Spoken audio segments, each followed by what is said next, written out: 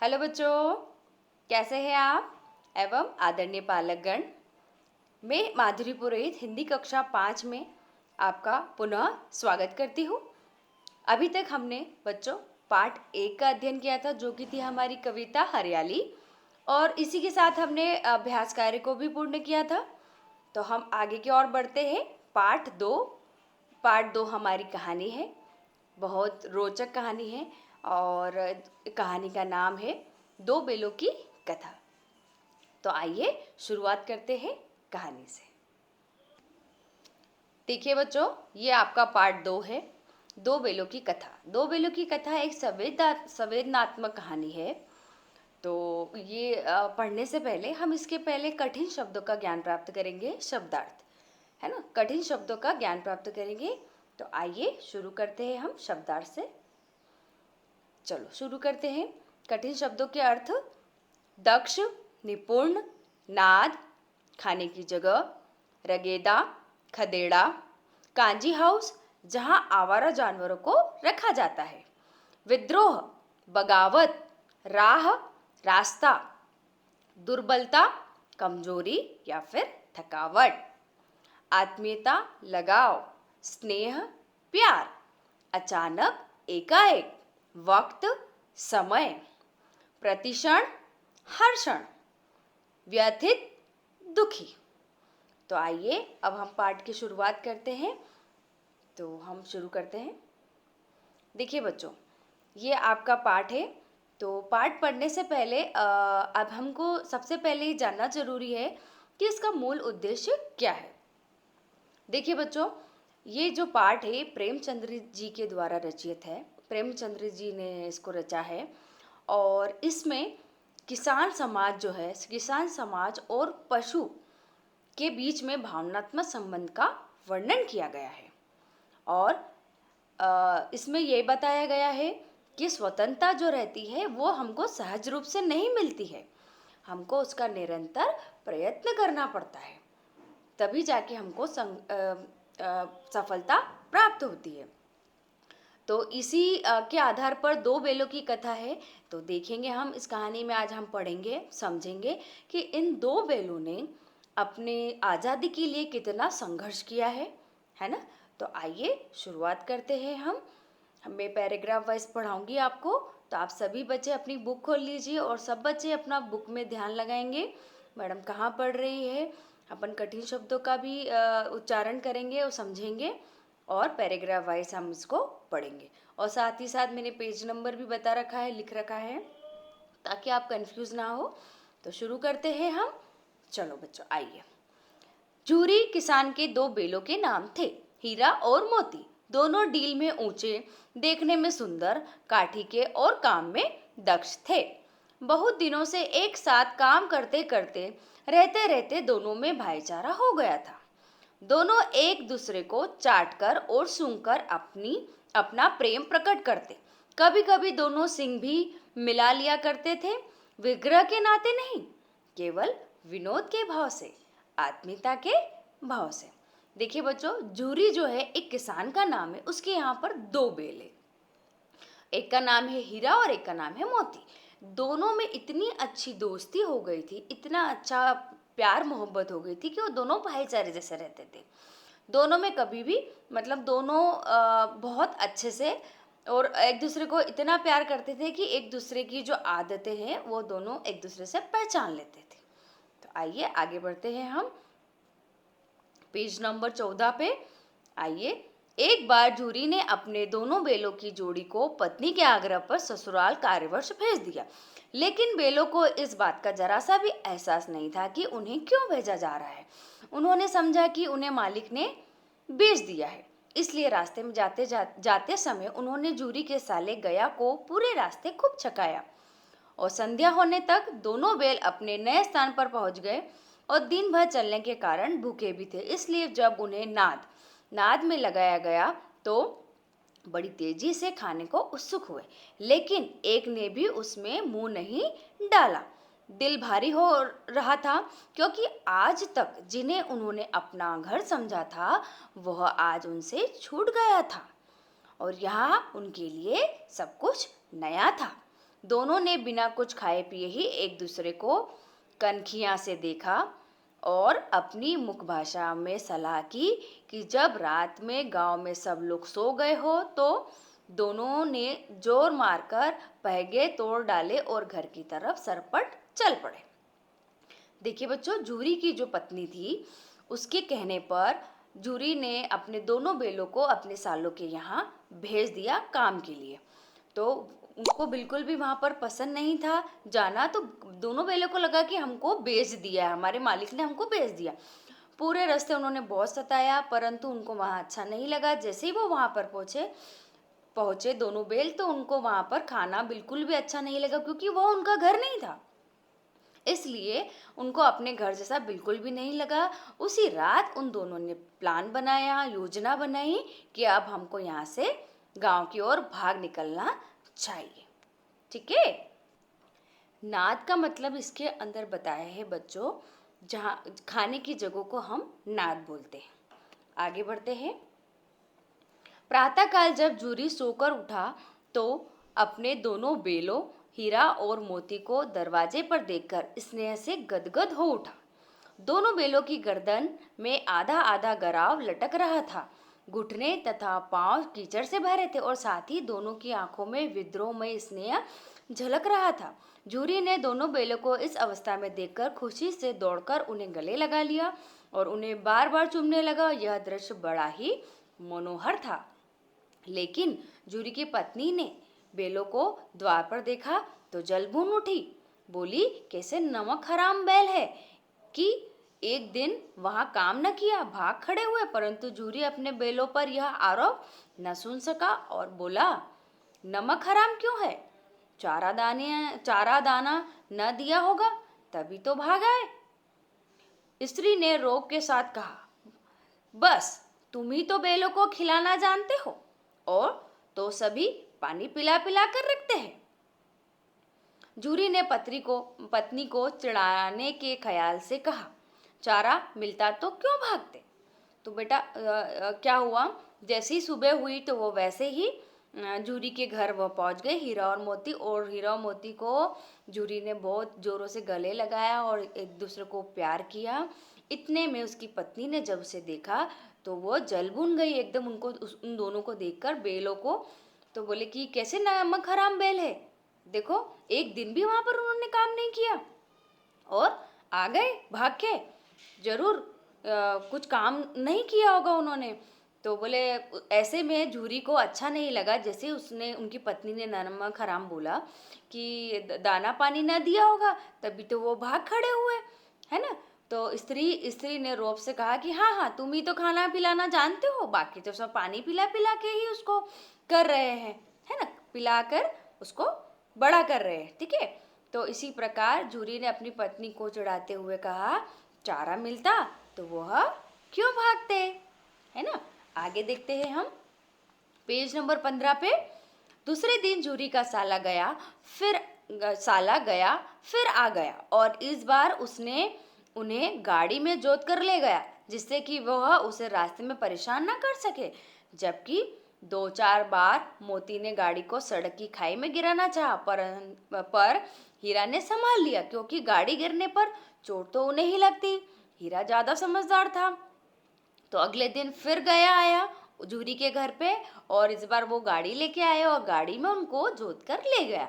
परंतु गाड़ी में भी उन दोनों ने, उसमें से एक हीरा जो था उसने गाड़ी को संभाल लिया। गाड़ी गिर रही थी तो उस खाई में से संभाल लिया क्योंकि चोट तो उन्हीं को लगती, गया को तो चोट नहीं लगती। तो उसने इसी प्रकार संभाल लिया और हीरा ने बहुत समझदारी से काम लिया। आगे अगली सुबह गया ने दोनों बैलों को हल में जोता पर दोनों बैलों ने अपनी जगह न हटने की कसम खा ली और वह मारते मारते थक गया, लेकिन उन्होंने वहां से अपने पैरों को टस से मस नहीं किया और इस प्रकार हार मानकर गया ने उन्हें नाद पर लाकर बांध दिया। दोनों के सामने आज भी वही सूखा और रूखा सूखा भूसा ही डाला गया। दोनों चुपचाप खड़े रहे। घर के लोग अभी भोजन कर ही रहे थे कि एक छोटी सी लड़की घर से 2 रोटियां लेकर निकली और दोनों के मुंह में देकर चली गई और उस रोटी से उनकी भूख तो शांत होने वाली नहीं थी, लेकिन मानो दोनों के हृदय को एक अलग प्रकार की शांति मिली। धीरे धीरे 2-4 दिनों में उस छोटी सी लड़की जो भेड़ों की थी, जिसकी माँ मर चुकी थी, सौतेली सौतेली माँ थी, पेज नंबर 16 पे, माँ उसे हमेशा मारती रहती थी और से दोनों की आत्मीयता बढ़ गई। दोनों दिन भर जोते जाते और डंडे खाते और शाम को थान पर बांध दिए जाते। रूखा सूखा भूसा डाल दिया जाता। बस रात को वही लड़की उन्हें रोटियां खिला जाती और इससे उनकी दोस्ती हो गई। तो देखिए बच्चों, अगली सुबह फिर क्या हुआ, जब गया वापस उन दोनों को खेतों की ओर ले चला, परंतु हीरा और मोती ने वहाँ खेतों में काम नहीं किया, वो वहाँ से नहीं हिले। गया ने उनको बहुत मारा, उसके बावजूद भी वो अपनी जगह से नहीं हिले। तो हीरा ने क्या करा, वापस जाकर उनकी जगह पर बांध दिया और वही रूखा सूखा भूसा डाल दिया। और ऐसे ही रूखा सूखा भूसा डालने के बाद दोनों चुपचाप खड़े रहे। घर के लोग सभी खाना खा रहे थे, भोजन कर रहे थे, तो वहां पर एक छोटी सी लड़की आई और उन्होंने दोनों के मुंह में रोटी दे दी। तो रोटी से तो उनकी भूख शांत तो नहीं होती, परंतु उन दोनों के मन में एक आत्मीयता उठी, एक अलग ही मन में अच्छा लगा उनके हृदय को। और वो जो लड़की थी, वो भेड़ों की लड़की थी, उसकी माँ मर चुकी थी, उसकी सौतेली माँ थी। वो सौतेली माँ जो थी वो उसे बहुत मारती थी, परंतु दोनों के बीच में आत्मीयता बढ़ गई, क्योंकि वह क्या करती थी, इनको रोटी देती थी। तो इन दोनों के बीच में दोस्ती हो गई, लड़की और हीरा और मोती के बीच में दोनों तीनों की दोस्ती अच्छी हो गई। आगे, एक रात दोनों ने वहां से भागने की योजना बनाई। रात को जब लड़कियां रोटियां खिलाकर चली गई तो दोनों रस्सियां चबाने लगे, पर रस्सी मोटी होने के कारण मुंह में न आती। बेचारे बार बार जोर लगाकर रह जाते। तभी उन्होंने देखा कि घर का दरवाजा खुला है। वह लड़की उनके सामने आ खड़ी हुई, दोनों सिर झुकाकर उसके हाथ को चाटने लगे और उसने उन दोनों के माथे पर हाथ फेरा और बोली, खोल देती हूँ, तुम दोनों को चुपके से भाग जाओ, नहीं तो यहाँ के लोग तुम्हें काम करवा करवा कर मार डालेंगे। उसके दोनों के गरावे खोल दिए गए और भागने का इशारा किया, पर दोनों चुपचाप खड़े रहे। अभी सोच ही रहे थे कि हमारे भागने पर इस बच्ची पर आफत ना आ जाए। तभी वह चिल्लाई, दोनों फूफा वाले बेल भागे जा रहे हैं, ओ दादा, दोनों बेल भागे जा रहे हैं, जल्दी पकड़ो। यह सुनते ही दोनों बेल वहां से भाग निकले। गया घबराकर घर से बाहर आया और भागते हुए दोनों बेलों का पीछा करने लगा। दोनों बेलों ने भागने के चक्कर में इतना भी ध्यान नहीं दिया कि वे रास्ते भूल गए और भूख से व्याकुल भी हो रहे थे। फिर अगले दिन क्या हुआ, रात को इन्होंने योजना बनाई भागने की। उन्होंने बहुत कोशिश करी, जहाँ पर वो बंधे हुए थे उसको बोलते हैं गरावा, वो उन्होंने कोशिश करी। तो इतने में वो लड़की आ गई। उस लड़की ने उनकी मदद तो कर ली, परंतु फिर भी वो वहीं खड़े रही है। उनकी रस्सी खोल दी उसने, फिर भी वो वहीं खड़ी रहेगी, कहीं हमारे भागने से इस लड़की पर मुसीबत ना आ जाए। इतना वो सोच ही रहे थे और अचानक उसने जोर से आवाज लगाई कि फूफा वाले बेल भागे जा रहे हैं। और इतने में वो दोनों भाग निकले और ऐसे भागे और इस रास्ते भागे कि वो रास्ता ही भूल गए। और भूख तो उनको बहुत जोरों से लगी रही थी। आगे, अभी उन्होंने आजादी की सांस ही पूरी तरह नहीं ली थी कि देखा, अरे यह क्या, कोई सांड ढोकता चला आ रहा है। सांड भी हाथी की भांति विशालकाय था, उससे भागना भी कायरता ही थी। सो दोनों ने उससे सामना करना ही उचित समझा। जो ही सांड हीरा पर झपटा, मोती ने पीछे से उसे दौड़ाया। सांड जब उसकी तरफ मुड़ा तो हीरा ने उसे रगेदा। इस प्रकार सांड ने झल्लाकर हीरा का अंत करने की सोची। तभी मोती ने बगल से आकर सांड के पेट में सिंग भोंक दिया और अचानक हमले से घबराकर सांड घायल होकर गिर पड़ा। तब दोनों मित्र विजय के नशे से उसे छोड़कर घूमते हुए आगे निकल गए। दोनों को लड़ने के कारण खूब भूख लग रही थी। तभी उन्हें मटर का खेत दिखा। देखिए बच्चों, फिर वो ऐसे वहां से तो भाग निकले और बस आज़ादी की सांस ली थी और उनको सामने क्या आ गया, एक लंबा चौड़ा सांड आ गया।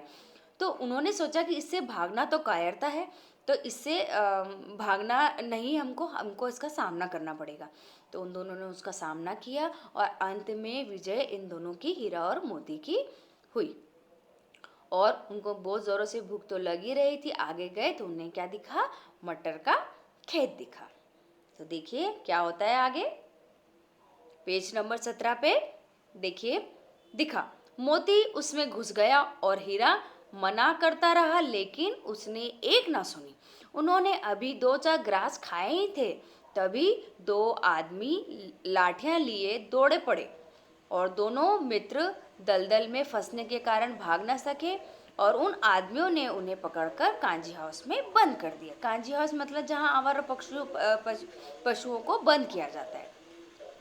जब वे कांजी हाउस के अंदर पहुंचे तो देखा चारा न था। जब जमीन पर मुर्दों की तरह पड़े थे, कई तो इतने कमजोर हो गए थे कि खड़े भी नहीं हो सकते थे। सारा दिन दोनों इस आस में टकटकी लगाए देखते रहे कि कोई चारा लेकर आएगा, लेकिन जब कोई नहीं आया तो हीरा के दिल में फिर विद्रोह की ज्वाला उठी। विद्रोह यानी बगावत की ज्वाला उठी। मोती ने बोला, अब तो नहीं रहा जाता मोती, चलो यहाँ से भागने का कोई उपाय निकाला जाए। जैसे ही वो मटर के खेत में गए, उनको जोरों से भूख तो लगी रही थी। इतने में मन उन्होंने शुरुआत ही की थी खाने की, और इतने में 2 आदमी लाठी लेकर आए और उनको पकड़ लिया और कांजी हाउस में बंद कर दिया। कांजी हाउस में और भी पशु बंद थे, जैसे कि बकरी, घोड़े, गधे और भी प्रकार के जानवर बंद थे, परंतु वो ऐसे मुर्दे जैसे पड़े हुए थे, उनके सामने कोई दाना पानी भी नहीं था। और हीरा और मोती यही टकटकी लगाकर देख रहे थे कि हमारे लिए भी कुछ आएगा, परंतु उनके लिए कुछ नहीं आया खाने के लिए। तो ऐसे में हीरा के दिल में और ज्यादा बगावत उठ गई कि हमको अब यहाँ से भागकर चले जाना चाहिए। आगे, बाड़े की दीवार कच्ची थी, हीरा मजबूत तो था ही और रात का वक्त था। उसने अपने नुकीले सिंग दीवार में गड़ा दिए और जोरों का धक्का मारा तो मिट्टी का एक चपड़ा निकल आया। फिर तो उसका साहस बढ़ा और उसने दौड़ दौड़ कर दीवार पर चोटें की। उसका साहस देखकर मोती ने भी उसी जगह सिंग मारना प्रारंभ किया। काफी मेहनत के बाद आधी दीवार गिर गई। दीवार का गिरना था कि अधमरे से पड़े हुए भी जानवर सभी अधमरे से जानवर आ गए और सबसे पहले 3 घोड़ियां सरपट भागी, फिर बकरियां निकली और इसके बाद भैंसे भी खिसक गई। पर गधे अभी ज्यों के त्यों ही खड़े थे और मोती ने उन्हें भी सींगों से मार मार कर बाड़े से बाहर निकाला। पेज नंबर 18 पे बाहर निकाल दिया गया और अपने मित्र हीरा के पास बैठ गया, क्योंकि हीरा मोटी रस्सी से बंधे होने के कारण भाग नहीं सक रहा था, इसलिए मोती भी नहीं भागा। देखिए बच्चों, फिर से बाड़े की दीवार जहाँ पर वो बंद थे, वो बाड़े की दीवार बहुत कच्ची थी।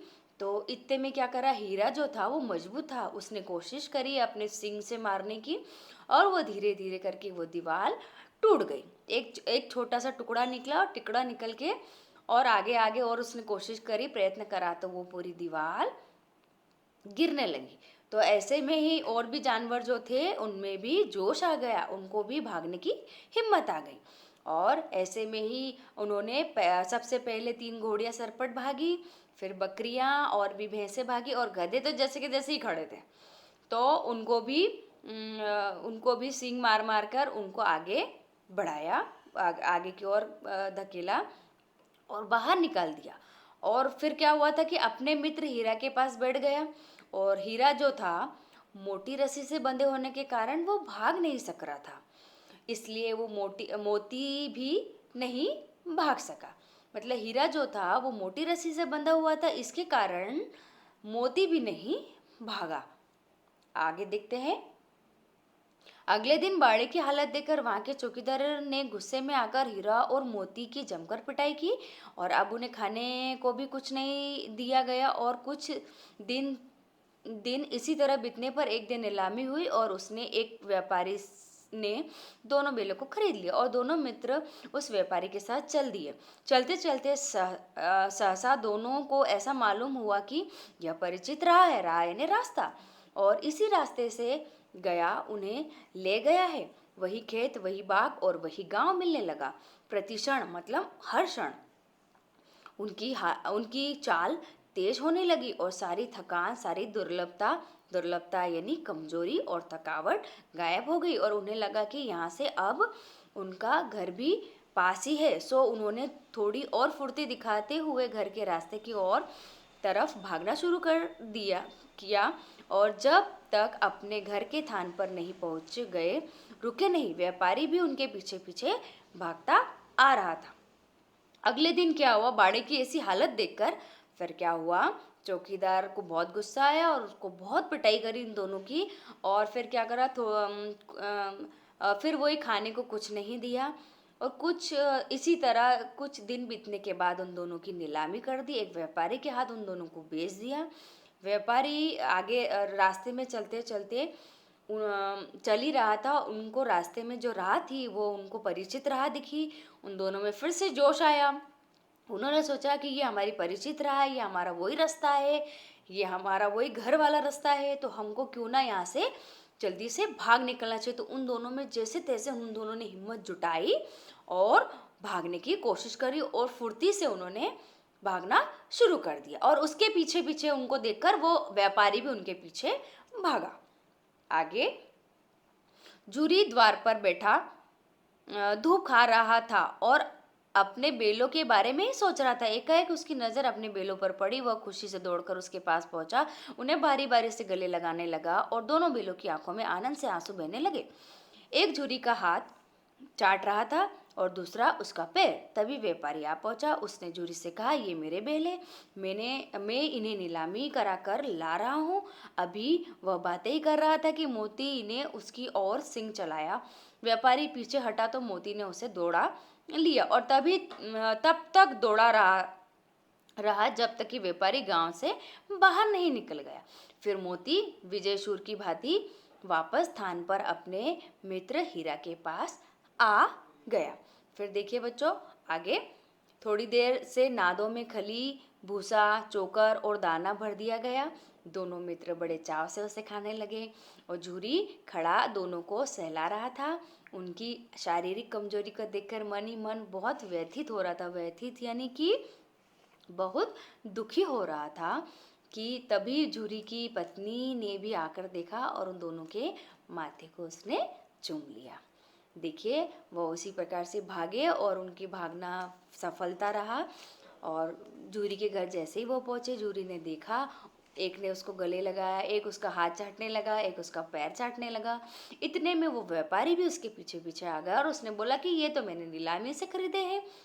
तो इतने में वो दोनों बात ही कर रहे थे और मोती ने उसकी साइड देखा और वैसे ही सिंह चलाया और व्यापारी के पीछे भागा। और वो जब तक भागा जब तक कि वो गांव से बाहर नहीं गया। जब तक वो भागता रहा और जब तक वो गांव से बाहर नहीं गया, उसको गांव से बाहर निकाल दिया। और थोड़ी देर बाद फिर झूरी ने उन दोनों को अच्छा खाना खिलाया। खाने में उसने खली, भूसा, चोकर, दाना भर दिया और झूरी ने देखा कि दोनों बेलों की हालत इतनी कमज़ोर है तो उसको बहुत दुख हुआ और उसने बहुत अच्छे से उनको प्यार किया। और इतने में झूरी की पत्नी भी आ गई और उसने भी उसका माथा चूमा और उसने भी उसको स्नेह दिया। तो इसी प्रकार ये कहानी ख़त्म होती है। तो कैसी लगी बच्चों आपको ये कहानी? दो बेलों की कहानी बहुत ही अच्छी कहानी है। ये प्रेमचंद्र जी के द्वारा रचित है।